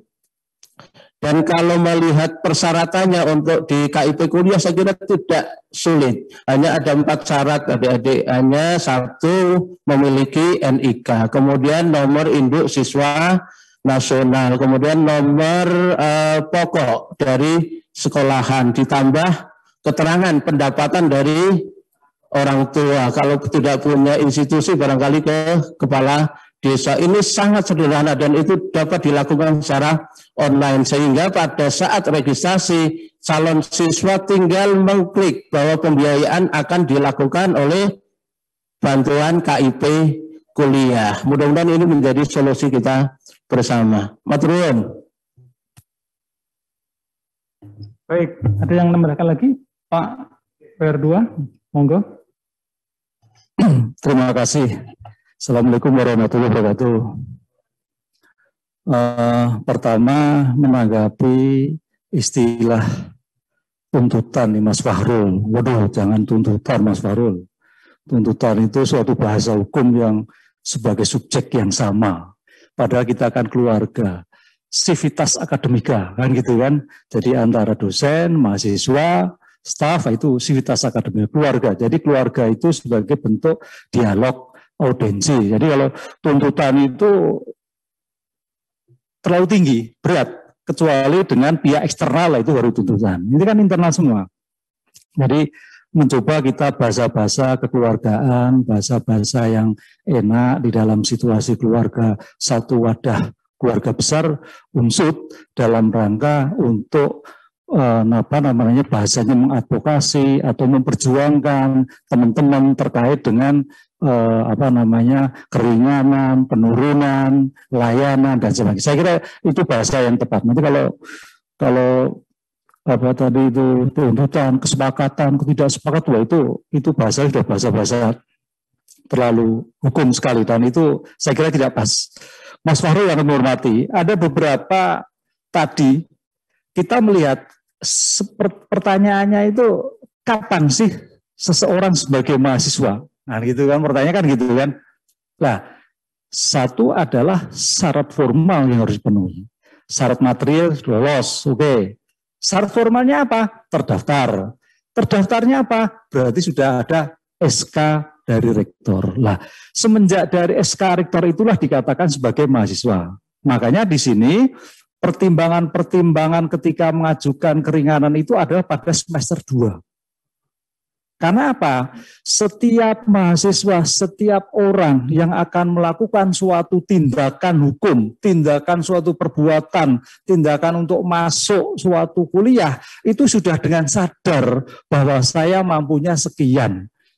Jadi tidak etok-etok, saya mampunya sekian, ternyata yang sekian, tidak bisa. Itu dengan sadar akan kemungkinan bahwa saya akan mengisi level 2, akan saya mengisi level 3, saya akan level 4, dan sebagainya. Ini sadar. Jadi setiap orang tua, setiap mahasiswa akan masuk itu saya dengan sadar. Jadi tidak mungkin tadi katakan, wah biar diterima saya ngisi tinggi, wah itu menjerat, menjebak malahan. Dan itu saya kira malah merugikan diri sendiri. Di era sekarang saya kira itu harus diadvokasi juga. Jangan sampai orang tua atau mahasiswa yang karena mampunya 2 kok mengisi 3, itu jangan sampai. Ini suatu pembohongan terhadap diri sendiri yang kemudian akan mencelakakan ke depan. Ya oleh ini yang harus kita lakukan bahwa di era sekarang itu tadi saya katakan bahwa objektivitas ketika mau mendaftar, mau mengisi itu betul-betul dengan kesadaran bahwa saya mampu. Nah ini Lah ternyata sebagai mahasiswa kok ada permasalahan pandemi, makanya semester 2 diberikan kesempatan untuk bisa mengajukan pengurangan. Ini yang dilakukan. Jadi jangan sampai kita belum apa-apa sudah diajukan suatu pertimbangan-pertimbangan lain. Ini enggak, semua orang tua, semua mahasiswa dengan sadar saya akan ngisi sekian, saya memilih UKT sekian. Harusnya kan seperti itu. Di tengah perjalanan ada pandemi, ada suatu masalah keuangan, baru kita lakukan. Baru kita lakukan apa? Setelah ada terdaftar resmi sebagai mahasiswa. Itu mekanismenya. Saya kira itu yang harus dibatasi dulu sehingga teman-teman bisa jelas keabsahannya kapan kita bisa memberikan pengurangan. Karena namanya keuangan tadi saya katakan butuh kepastian, ya, butuh kepastian karena tidak mungkin yang tidak pasti ini akan merugikan kita semua. Kemudian yang terkait dengan update tadi SK, memang betul inilah saya sebagai pembina mahasiswa. Jadi kalau ada mahasiswa binaan saya itu kurang update, itu saya suruh push up itu malah. Karena apa? Itu kan merugikan semuanya. Jadi gini, masalahnya gini. Tadi saya melihat chat itu terkait dengan SK. SK itu saya kira cepat sekali. SK itu cepat sekali.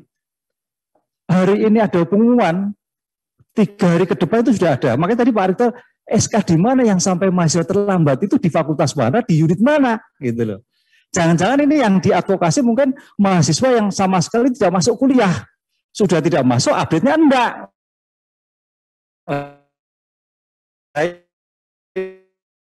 Mencoba bagaimana mahasiswa aktif. Kalau aktif itu mau tidak mau semua update ngerti, semua informasi ngerti. Ini yang saya lakukan ya, sehingga permasalahan-permasalahan yang terjadi miss antara ini kurangnya di mana SK-nya, ternyata SK kemahasiswaan belum sampai sekarang loh, yang di mananya itu loh. Nah ini juga tidak bisa dilihat satu jalan. Jadi banyak aspek yang saya kira juga dibenahi, mahasiswa sendiri, aktivitasnya juga, update-nya juga, kemudian tingkat komunikasi dengan mahasiswa juga demikian. Ya saya kira banyak hal lah, sehingga tolong juga kepada teman-teman BEM ini semua untuk bagaimana mahasiswa unsur yang sekian ribu itu betul-betul mengupdate diri, menginformasikan diri, mencari informasi-informasi tentang perkembangan diri universitas, sehingga apa yang dilakukan oleh pihak rektorat itu betul-betul sampai, sehingga tidak terjadi permasalahan ada suatu deadlock yang informasi tidak sampai pada mahasiswa atau lambat. Ini yang saya kira kurang dipahami. Karena tahu persis, kami pun juga bersama mahasiswa, kalau permasalahan-permasalahan itu juga saya tanya, era sekarang kok memang tidak tahu, padahal era sekarang itu era cepat-cepatnya informasi. Siapa yang menguasai informasi, itulah yang sukses. Terima kasih, teman-teman. Baik, terima kasih Prof. Hipnu. Tapi ada tambahan? Cukup. Maka Pak Biro, ada yang ingin disampaikan pada adik mahasiswa. Silakan. Terima kasih. Assalamualaikum warahmatullahi wabarakatuh. Yang saya hormati Pak Rektor dan Pak WR yang saya hormati.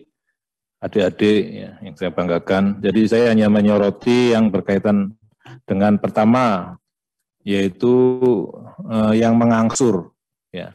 Jadi aturan yang berkaitan mengangsur UKT itu sudah ada, peraturan menteri. Ya, itu ada.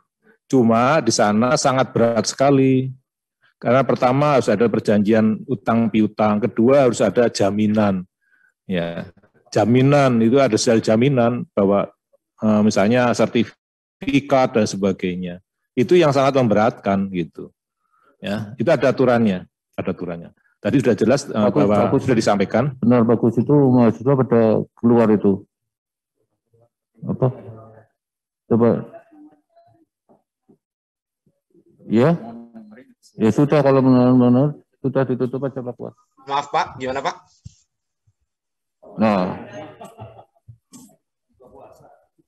Soalnya live YouTube-nya ngadet-ngadet, Pak. Oke, oh iya. Dicoba off cam dulu tadi. Baik, silakan Pak Agus. Terima kasih. Jadi ada aturannya, itu memang ada aturan tentang mencicil atau mengangsur uang kuliah. Ada. Itu harus ada perjanjian antara orang tua mahasiswa dengan rektor. Kemudian ada jaminan itu. Malah berat itu. Itu aturan dari peraturan menteri itu. Ya.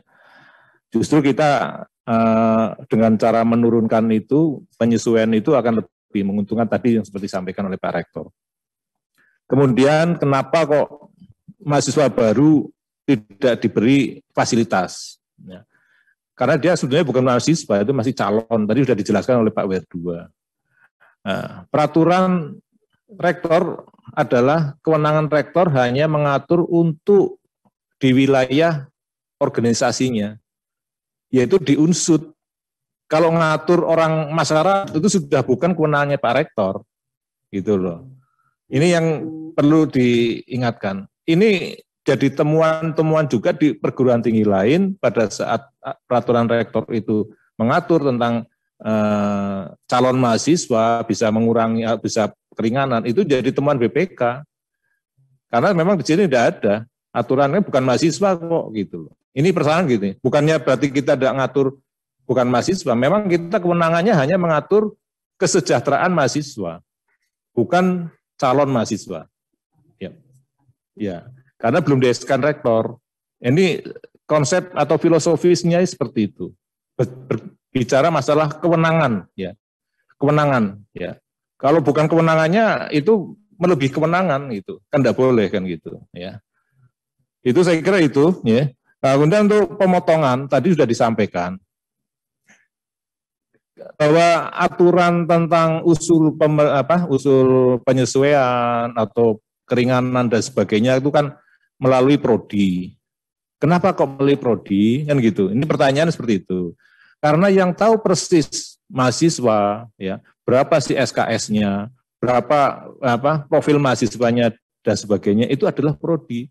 Kayak di Biro Keuangan kan enggak tahu mahasiswa X betul apa enggak itu mahasiswa X gitu. Dengan SKS yang sekian kan enggak tahu. Maka usulan adalah melalui prodi, sehingga prodi harus memverifikasi gitu. Nah, kami sudah menerima. Kemarin pada saat usulan langsung ke Pak Rektor, ya itu ada 3.000 yang masuk sistem informasi kearsipan dinamis (SIKD). Ya. Itu, waduh, kita sehari bisa ratusan permohonan itu. Padahal itu harus melalui, kalau secara sistem melalui aplikasi itu sudah secara langsung bisa diperoleh informasinya itu dari bagian keuangan, bisa langsung mendapatkan informasi mahasiswa mana saja yang minta keringanan. Justru dengan adanya surat langsung kepada universitas malah kita akan kesulitan kan gitu. Itu pertama itu. Jadi online itu ya kita diproses, tapi proses itu akan saya konfirmasi lagi ke fakultas, akan lagi. Ya, ada konfirmasi. Jadi dari sekian ribu, 3.000 kemarin ya, 3.000 yang terkonfirmasi itu 2.600. Ada 400 yang ada yang bukan mahasiswa, ada yang mundur dan sebagainya. Itu pertama kesulitan itu. Kedua, tadi sudah disampaikan oleh Pak Rektor bahwa nomor rekening. Ya. Nomor rekening ternyata nomor rekeningnya enggak tahu punya siapa. Kita enggak berani. Saya harus bertanggung jawab atau bendahara harus bertanggung jawab bahwa uang yang ditransferkan kepada mahasiswa atau orang tua mahasiswa jelas. Gitu. Kalau tidak jelas kita enggak berani. Nah, ini lama sekali itu. Saya minta mahasiswa untuk ngirim dan sebagainya. Itu kan menghambat yang lain gitu. Kan enggak mungkin setiap orang satu SK, 3.000 SK kan enggak mungkin. Maka kita jadikan satu gitu ya. Ini permasalahannya di situ. Ada lagi kemarin ada permintaan itu dari teman-teman mahasiswa. Sudah di SK-kan, ternyata minta mundur. Karena syaratnya adalah 6 SKS. Pada saat dia ditetapkan 6 SKS, dia akan melakukan perubahan dari 6 SKS sampai ke lebih dari 6 SKS. Sistem akan menolak, akan memblokir, hanya 6 SKS. Menurut mahasiswa itu merugikan katanya. Ya silakan, berarti tidak sesuai syarat kan?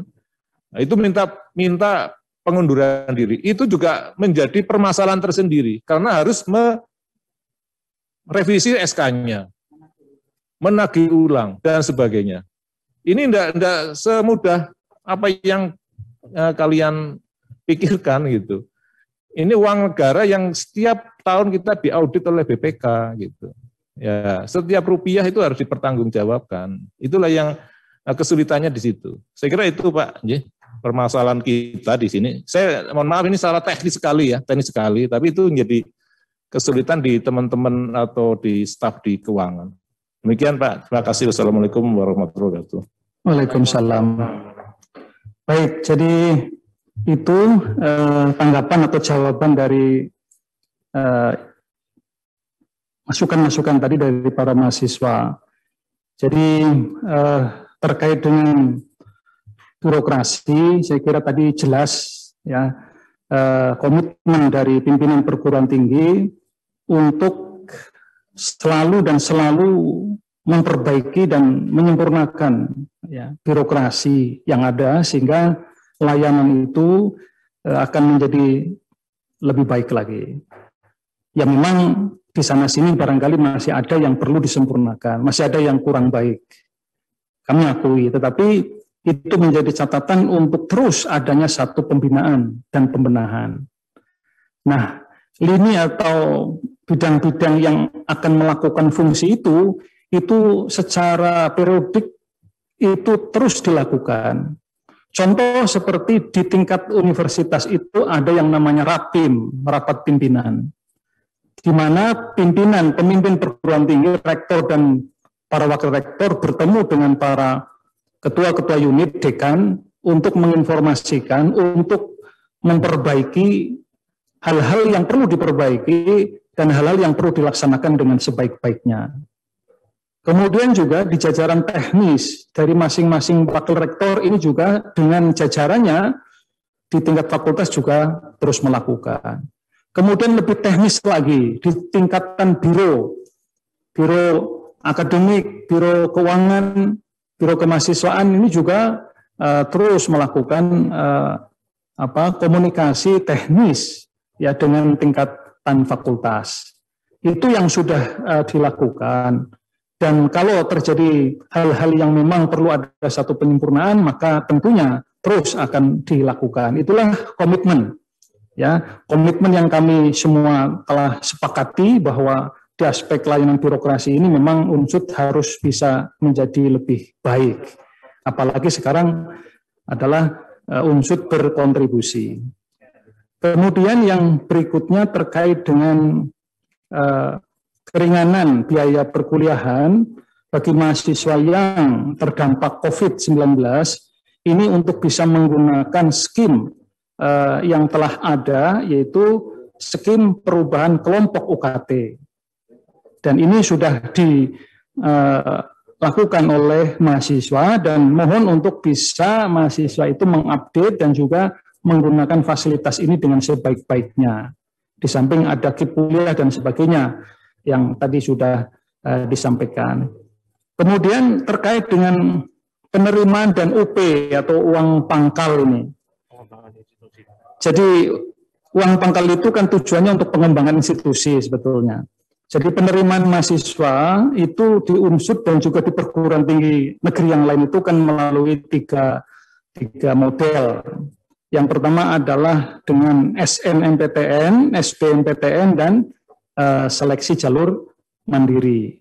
Perlu saudara ketahui bahwa 70% sendiri itu adalah mahasiswa baru yang terjaring melalui penelusuran prestasi SNMPTN dan SBMPTN yang itu adalah mereka beradu kemampuan akademik. Jadi mahasiswa-mahasiswa yang punya kemampuan akademik itu sudah tertampung di UNSUD ini sebanyak 70% dalam penerimaan mahasiswa. Nah, kemudian yang saudara sampaikan, pikirkan tentang UP atau uang pangkal bagi pengembangan institusi ini adalah hanya 30%. Dan separuh diantaranya itu dalam laporan dari hasil administrasi awal itu adalah mereka diblok dengan warna hijau. Ini karena warna hijau ini adalah warna yang mendasarkan pure dari kualitas akademik gitu. Jadi Kalau memang akademiknya bagus, ya, kemudian dia itu mengisi UP yang rendah, itu juga tetap pasti diterima, karena yang warna hijau ini memang yang harus diterima. Itu jadi itu mekanisme yang ini adalah ada pada tim ya untuk seleksi mandiri. Di samping itu di sini juga akan memperhatikan kesempatan untuk kontribusi masyarakat yang mampu untuk pengembangan institusi unsur. Ini juga dengan mempertimbangkan aspek kemitraan, juga mempertimbangkan aspek keluarga unsur. Jadi saudara tidak perlu khawatir bahwa mahasiswa yang mengisi UP rendah atau bahkan nol, dia punya prestasi akademik baik, itu tidak diterima, enggak. Karena mekanisme yang ada di penerimaan mandiri itu sudah sedemikian rupa, sehingga ketika mahasiswa punya kualitas akademik yang bagus, itu pasti akan diterima di di seleksi mandiri ini. Ya, saya kira itu, saudara, para mahasiswa, apa yang saudara sampaikan tadi sudah semua kami tanggapi, ya. Saya kira cukup, ya, karena masukan-masukan tadi sudah semuanya kami tanggapi semua, dan tentunya nanti hal-hal yang perlu untuk bisa dikomunikasikan lebih lanjut bisa nanti dengan kami, dengan saya, dengan Pak PR atau dengan yang lain, atau di fakultas kalau itu problemanya ada di tingkat fakultas, ada jajaran dekan di sana untuk bisa dikomunikasikan ke sana. Saya kira itu sudah ditanggapi semua apa yang menjadi masukan-masukan saudara, kajian-kajian saudara, dan mudah-mudahan unsur akan menjadi lebih baik lagi ke depan, dan kita sudah berkomitmen untuk bisa membawa unsur lebih baik. Baik, saya kira itu. Mohon maaf apabila saya membawakan acara kurang baik. Saya tutup ya pada pertemuan kali ini dengan ucapan terima kasih. Assalamualaikum warahmatullahi wabarakatuh. Pak interupsi. Halo. Interupsi Pak. Aduh.